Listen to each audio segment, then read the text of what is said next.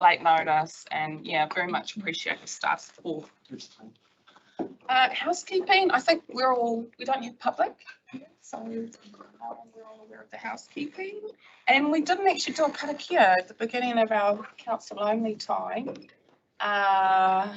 even though we've had a karakia already at our 7:30 meeting. For those who'd like to, oh, let's do a karakia anyway for everybody today. Who would like to lead that? Thank you, Jack. Tēnei mātou, he kai kaunihera, he kāwenga i ngā whakataonga, i ngā tikanga, ki uta ki tāi. Ki rewa e ngā iwi katoa o te taitoka. Haumi e, hui e, tāki e. Kia ora. Good, Jack. Apologies. So far we have an apology from Stuart, our financial advisor. He can't be here today. Are there any other apologies?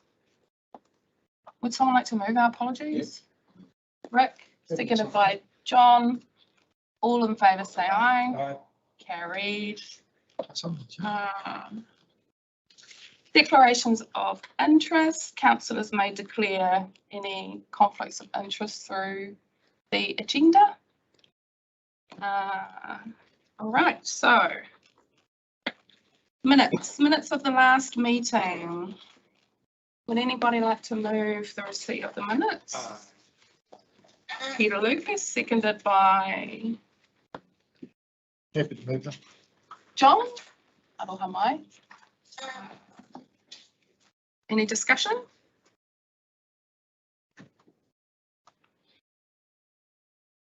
No, if there's no discussion, then all in favour say aye. Aye. Against, carried, thank you. Next, item 5.2, the action sheet on page 12.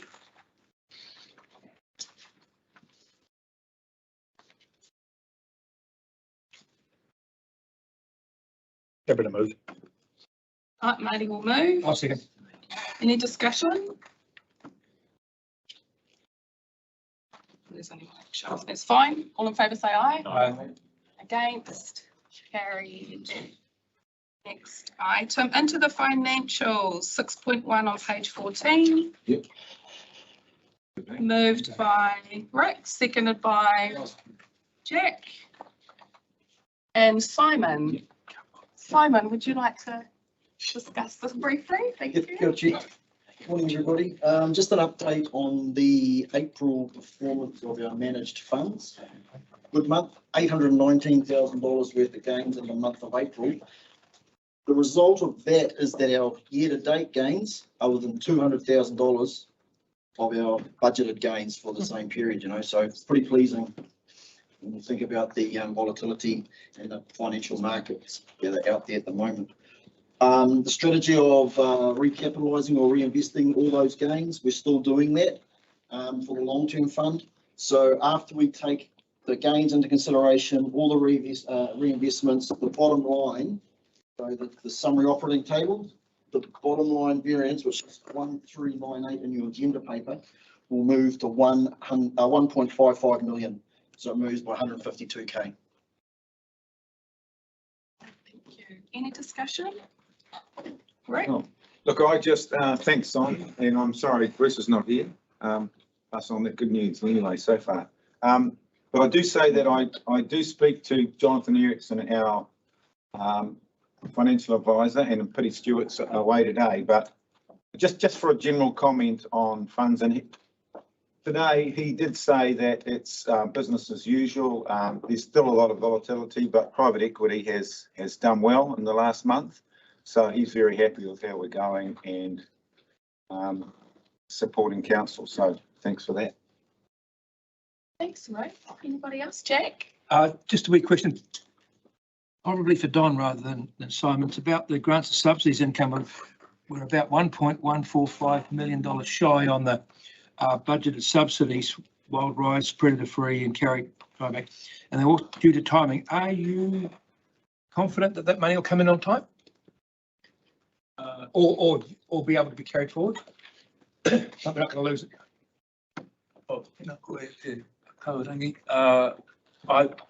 I don't think that we won't lose that money from those external funds. For example, wild rice will be a little bit shy of fully spent, but it will be underspent slightly. However, the contract is all committed for next year, and MPI committed to funding. So we can't, at this stage, I'm not aware that we could formally carry over those funds, but there's no risk to funding next year from that. Okay, thank you. Okay, any other discussion? All right, so, I'm sorry, was it Rick who moved it? Yep. And Jack who seconded it? All in favour say aye. Aye. Against? Carried. Thank you, Amy. Next, the regional rates collection, page 18. Happy to move. Sorry, Marty. Happy to move. Marty's moving. And who would like to second? Will be received. Was it Peter Lucas? there. Thank you. Peter Lucas just beat you on that one, Amy. Simon, are you going to present on that again? I can very quickly speak this paper. Yeah, not so good news. Every council is behind the collection of our current rate strike and the arrears that were there at the start of the year, except for the Kaipara District Council, who are collecting them ahead of what they usually do with their current rates. What I did too, Councillor Crawford asked me to have a look at what I thought the year-end position would be and what I'd have to do to get a provision sufficient to cover a lot of our risk. And so I've extrapolated where we are now to the year end. I've worked out a 3-year average of what I think we'll collect. I think, we'll have an 82% cover, which will mean we're going to collect 18% of our arrears at year end. And to protect us, I'd have to go over budget by about 83K to get to that position. So what have I got in here? I've got about 530, need about 620, something like that, to get us to a position where I think we're mitigating our risk of non-collection or potential non-collection. So that 83K would come out of the surplus. So surplus will cover it this year, and Yeah, you've got a correct. budget for that. Yes, and then we'll try and push the budget up a little bit next year as well, just to sort of counter this trend. Okay, thank you. So, Ali, yeah, thanks, Simon, for that. Just looking in your crystal ball, what's it looking like nationally? I mean, we're looking behind ourselves here, but have you compared notes? No, I don't. I would assume it's very similar. I don't know though. Yeah. It does seem to be ratcheting back a little bit more, and that's possibly foreseeable. I know it's always a fine line to, where to steer. Is it possible to find that out? I can ask around, yes. Yeah. Yes. Thank you. Thank you, Chair. thank you. Jeff, Oh, no, the Muddy sort of asked what I was going to say. okay. John, were you still? Yeah, I was sort of interested in this and interesting a Kaipara sort of ahead. Maybe that's due to the fact they didn't get the severe weather that we had through the last winter. But that brings me to a point where how much of these rates are collected from our pasture and forestry against our cities like Whangarei and our towns. And just looking forward, that I heard another thing this morning, that people are trying to get into their KiwiSavers because they're so desperate to meet their mortgages and cost of living. And this week I cleaned out my wool shed. It mightn't seem relevant to you, but it's the first time I've done this in my career. In fact, my father's career as well. That the belly wool got dumped because it wouldn't cover the cost of cartilage and the fadge. So, that wool, for example, probably put a lot of people, not all in this district, but flow on the city is that is terrible. Then the meat industry is at a real crossroads at the moment too. The farmers can't get their stock killed, and that has a dramatic effect on the pasture farming if they can't continue the stocking rates they're used to because of cost of urea and the ability to kill. So this is having a big impact on our pasture rural sectors and forestry. In forestry, seeing them come through today, the price for logs that I'm getting is getting to the point where it's not really worth getting them out. So just saying that we're running into a problem financially in this area and probably New Zealand. Thank you. Thanks. Just checking, John, was there an action there that you were asking staff to do? Well, I would not like to know the variation between what comes out of the rural for our rates, for North New Zealand Council rates, and the cities, because that would have quite an impact on the outcome. Because our rural areas are very large. You know, some of them own large amounts of land, but they only have one, possibly one rate demand. Where in the towns, what this city might carry Northern Regional Council for the next 3 years if agriculture can't do it. That's what I'm interested in. Is that possible to know that? Yep, I can go back to the district councils and collect that sort of information. Just roughly, is it a third rule and 2/3? Yeah, thank you. Great, thank you. Any other comments or questions? All right, in saying that, then that was moved by Marty and seconded by Peter Lucas. All in favour say aye. Oh, Against? Carry, thank you. Item 6.3, Emergency Services Fund. I don't want to move it. I just want to have a conflict of interest here because I am president of Waipi Cove Surf Life Saving and we're direct recipient of that fund. So I won't move or second and it's only recommendation, isn't it? Happy to. It's a recommendation just to receive the report, but we can record that. Thank you. If you're comfortable to do that. Okay, so who does like to I'm move happy it? to move it. Amy here, happy to move. Okay, Amy can move and John can second. Any discussion? Yeah, I'd just like to thank the manager, general manager for the reports. It's pretty clean. And just ask Louisa if there's any, she's satisfied with all the audits and they've all taken 100% of the money. Everything seems to be pretty smooth. I'd just like to know if you've got any comments to make on that. Thank you. Presentation. Chair, so this just a reminder that this was for the previous financial year. There was a delay in reporting. We're getting some new reports. Yeah, it's we're very happy with how the money's been spent and the trail that the money's been spent in the way that council approved. Thank you. Thank you. Any other comments or questions? John? maybe a conflict of interest, but my wife was taken away in the helicopter at one point when she fell off the horse. And I've had a top greaser chap came to grief, he's gone. I think we're becoming more and more reliant on the service and the likes of, I think Greenley, they certainly play a big role in Waikato in this service. We're expecting more and more from them. It's a bit like our volunteered fire brigade people. I think they need to be recognised and we need to support them. Thank you. The helicopter services. Well, Sorry? a couple of years. Yeah. So, Okay. Can We can unpack that at our during our long-term planning process. Yeah. Thank you, Marty. in Taupoko and what John has said, my daughter was carted away with being fallen off a horse down the Taupo a while back, not in the northern one. But I'm going to reiterate that I really think it should be nationally funded, not funded on volunteer and donation basis personally. I think it's vital to the health industry. Any other discussions? Okay, right, so that was Amy and John. All in favour say aye. Aye. Against? Carried, thank you. All right, 7.1. Page 17.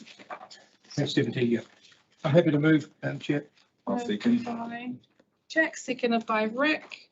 So we have three though. Are we moving those together or one by one? Yes. I'm happy to move them together. Yep. Just checking that everybody online is okay to take these recommendations together. Or if not, just signal us. Yep, I'm okay. Is Joe here? He is still here, yes. Okay. That's All right. Okay, we'll take them together.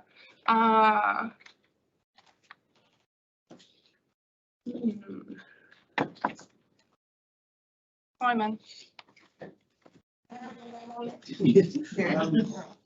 It's a very procedural paper. When we prepare a project to be adopted an annual plan on LTP, we have a funding mechanism wrapped around it. And it's been approved that debt was going to fund these two projects at the initial stage. The Treasury Management Policy stipulates that any borrowing needs to be fully approved by full council. So this is just the first tranche to go to the LGFA, draw down what we've already spent and reimburse our working capital. And this needs full council approval. And actually just the one thing too, so even taking this at a 5.16 interest rate, our average cost of borrowing is at 4.17, which is well below market. Sorry, I didn't hear that last bit. It was blown away. We've got about 5 different loans out with LGFA. When I add them all up and average them, it comes to 4.17. So our average cost of borrowing is 4.17%. And the thing I think about is if I was to take that money out of the fund, I'll be taking money out of a fund that's making 6.5%, whereas, going to the LGFA and on average drawing down at 4.17 is helping the ratepayers. Yeah. So it's this interest of the Yeah. Any other discussions?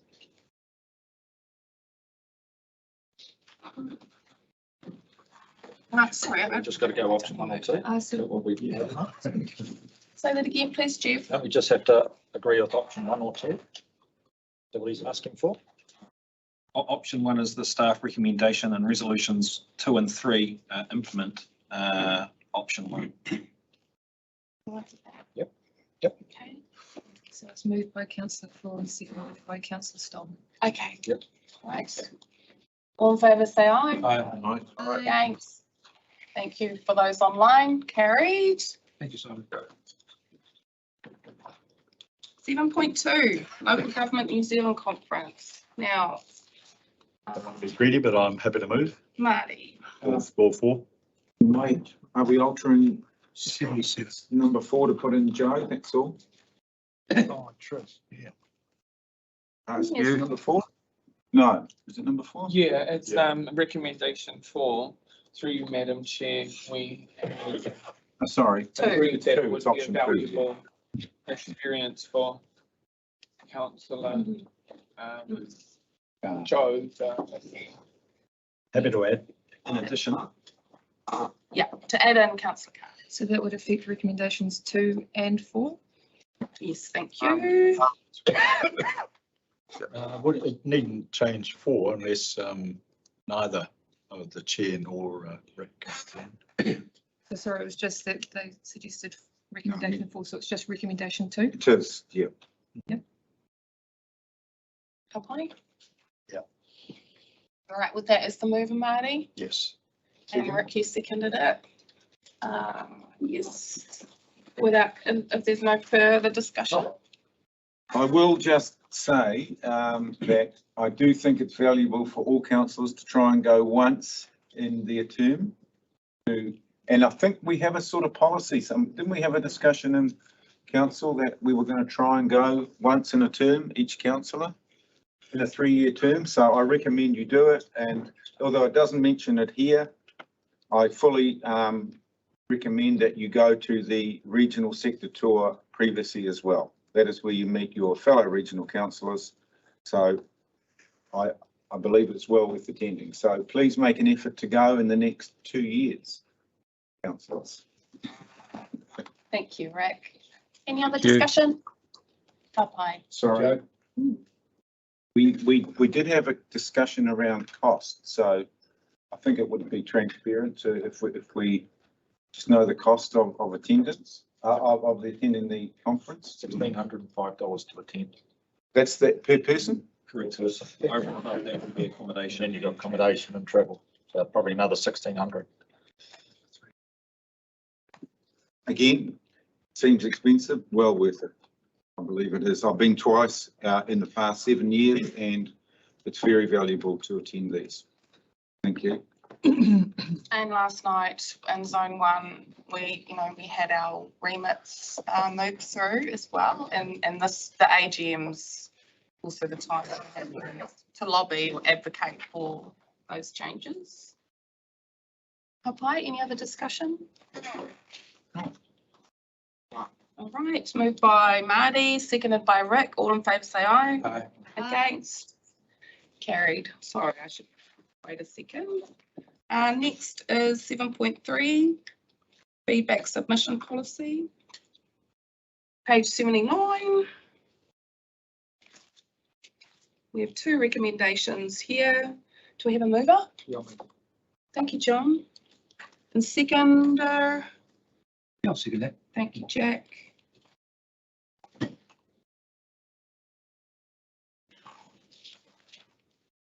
Any discussion?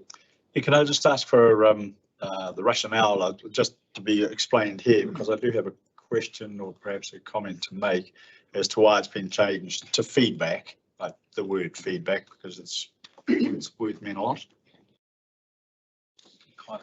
It's in the report, It's in the report, Yeah, Marty. yeah. Yeah, so basically, feedback is a broader term. We want to restrict ourselves to what would be considered formal submissions so that we have greater scope. For those, the LGA does not refer to submissions necessarily, so it's just to make it more applicable to more situations. Thanks, Carla. Yeah, I did read it and read that that's why, but I wondered if perhaps there's a place within the policy document itself, because there's some people who still believe in the word submission. So in order to be more inclusive, as to perhaps there'd be a point that feedback, submission, response, input, that all alludes to that, so that everybody feels as though, yeah, this is my space to be in. Are you suggesting text changes? Or no, Or that communication not wise? text changes, but at the head of the document, that this is the purpose of it, or what we're trying to achieve, and that those various terms which different members of the population use or prefer, so that it's an all-inclusive document rather than those that would prefer one to the other. Yeah, so you said feedback, submission, and a third word there. When I said response or input, So it's, all three. Yep, so all three. page 82, you can see the policy itself. It says feedback and submission. At the top So of it's it, quite both. right. Yes. Is that okay? Well, that's where I thought it might be worthwhile putting in for those that, I don't know how it might be phrased, that someone who's going through it, yes, it is there once, whether that leads to right through the document is why I'm suggesting that there should be an explanation to those that would normally write a submission. I'm not sure if it's adequate. Kia ora, Chair, and just a suggestion, we could add a secretarial note here just to make sure that we provide clarity in the policy that feedback is an inclusive word and includes submissions and responses, just so that we've got it in the policy that it's very clear. Mhm. I can't provide off on the fly exactly where you do it or how you do it, but if you have a secretarial note, I know Kyla will make sure that that happens. It sounds like a pragmatic suggestion, Madam Chair. Okay. Good one. Okay. Well, we don't need a new recommendation for that though, do we? No. Okay, bye. Any other discussion? Fairly straightforward. All right, that was moved by John and seconded by Jack. All in favour say aye. Thanks, Kyla. Against, carried. Next, fishing controls, 7.4. Rick. Seconded by, seconded Jack. Thank you.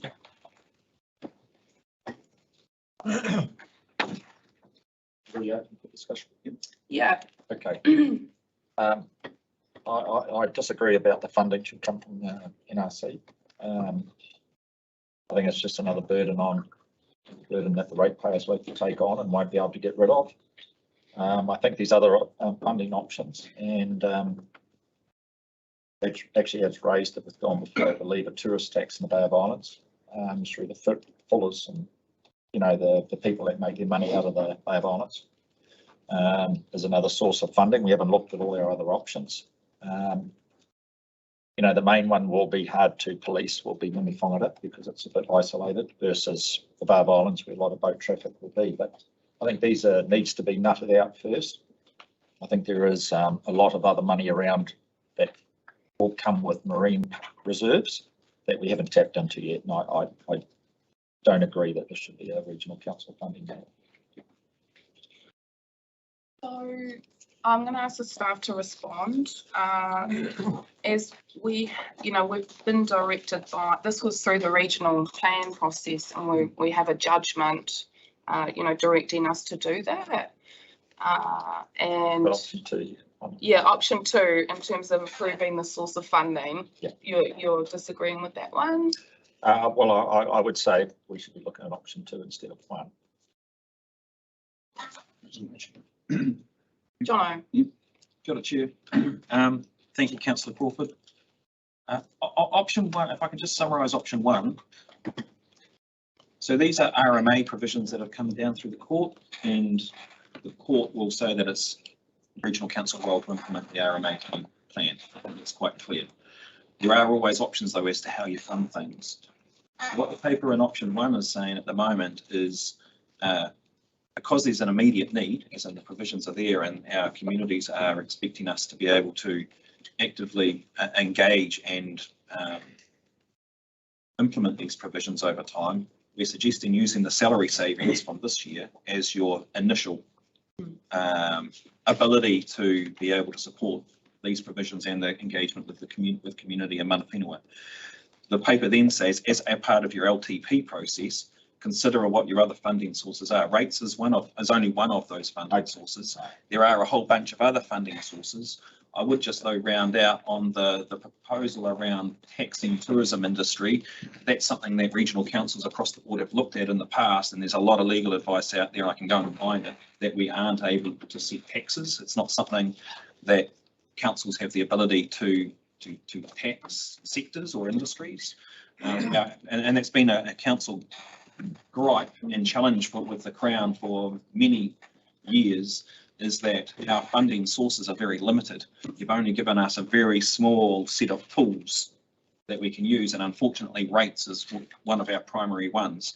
And in our submission to the local government review panel, that's one of the main points that ourselves and many other councils have made about you can't just, the rating burden is getting too large for all of these new mandates that we're getting given to deliver.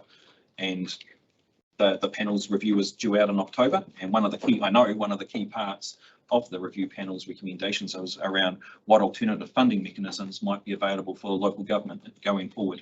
But just to clarify, coming back to this point, because I kind of went off down a rabbit hole a little bit, this is utilising your salary savings, so you've got an initial capacity to respond. LTP process looks at all of your other funding sources and avenues, doesn't have to just be rates. And that's where there's a conversation to be had, exactly like what Councillor.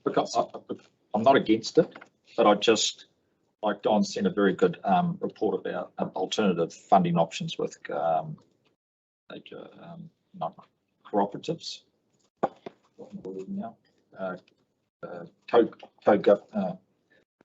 Is where we can apply for funding. Sorry, Don, what did you send me about the biosecurity options? Funding. The funding options that were better tools, like instead of just being in a regional council, you gave me another option for our biosecurity thing. Alternative pest agency. Yeah, that's it. What was it called? Yeah, but that wouldn't specifically. No, but what I'm saying is there are other options instead of getting locked in through the regional council. So as long as this wasn't a long-term burden. This is 1 year. Okay, that's the main thing. Yeah. So essentially all this is agreeing ahead of your August. So just so I'm really transparent, sorry, Chair. Yeah. August is when council makes all of its decisions around, because that's in August you have, Simon comes back to clearly go, okay, then with all of our gains, with what we've finally got for rates, with all of our final invoices going out at the end of the financial year, this is what our end of year surplus looks like. And you get to make a decision in August as to what happens with that end of year surplus. This paper here is basically saying, in advance of that decision, we're asking you to earmark 350k of that potential end of year surplus to fund this particular activity. It then goes on to say in resolution 3, if there isn't that end of year surplus, it's proposing the regional projects reserves gains as the other source of funding rather than rates to be able to have an initial response to this role. So you are in advance of your August council meeting, providing an earmark of this 350k for this purpose. Yep. Yep. No, yep. Peter Lucas and then Rick and Jay. Kia ora, Madam Chair. Look, I'm just mindful that this paper is really about the options to fund the implementation of the fishing controls regulations recently imposed by the Environment Court. However, the implementation of that decision is open to thinking and exploration. I'm keen to understand, after reading the community views, which I understand were significant, in so much as they came from local hapu Ngāti Kuta ki te Rāwhiti and te uri o Hiki, and also the opposition to the decision from Ngāti Wai Trust Board and Runanga o Ngāpuhi. So I think it's really important there to understand the Māori impact statement, which is in the paper. And taking into account this issue is of high significance to tangata whenua. Is there any thought from our staff, Madam Chair, around devolving the implementation to whānau hapu and iwi? And whether or not the staff had a view on that, because it certainly isn't in this paper. We do have a reference to co-governance and co-management, and I believe all of our discussions as well amongst council is towards that, and with the. But through you, Madam Chair, I'm keen to hear the staff on that particular option, because I noticed that if it is an option, it's certainly not one in this paper. Jono. Kia ora, Madam Chair. We've workshopped this with council previously, and council provided the clear direction that they were very keen for us to investigate a co-governance, co-management arrangement, and that has been and is being actively pursued with iwi and hapu representatives. Last weekend, my understanding is that both hapu, or both of those areas, met and have formed a raupu, and are now actively engaged with council as to what that co-governance, co-management arrangement would look like.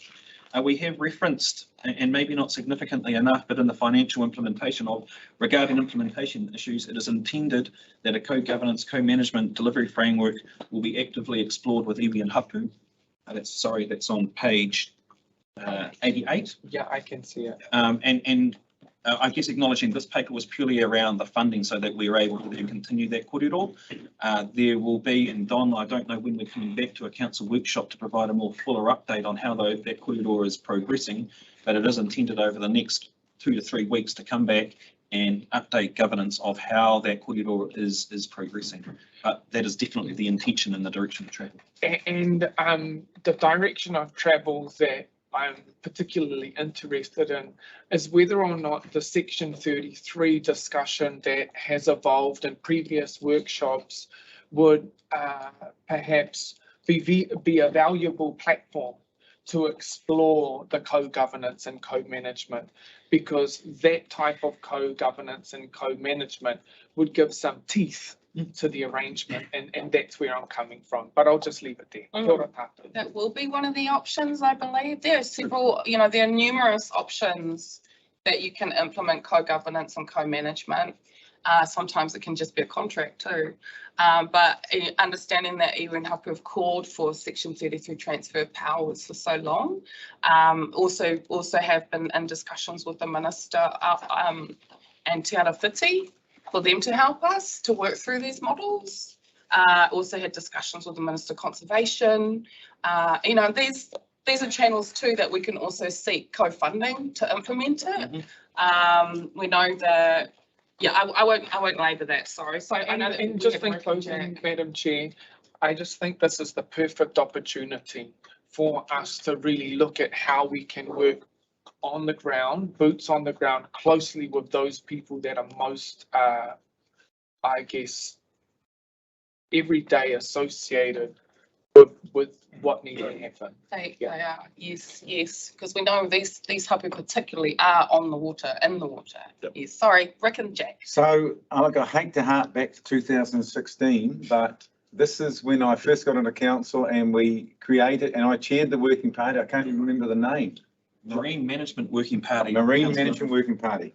So we tried to get this off the ground then, and it fell flat on its face for a number of reasons. We weren't back by hapu at that time, I believe. But so I'll go to that step first. That, you know, to me, the way forward is the co-governance, and I really feel that this is that they aren't big areas to start with, but they are going to be, for me, a template for Northland. So if we get it right now, which I think we're doing, we have a really good chance of getting far more marine protected areas. So I think that's an important issue. We only put in 20,000 in 2016. I think that's correct. Something like that to kick this off. Now we're putting in significantly more, but it is only a drop in the bucket to what is needed. I believe when we go, and we should go to public consultation on this in the long-term plan, this will receive unfailing support from the entire community. They want marine protected areas. They want co-governance, co-management. The template is important, but going forwards, we need to kick this off. I don't see any issue with this funding, and I look forward to it increasing vastly into the future. Otherwise, my time will not be wasted here. So thank you.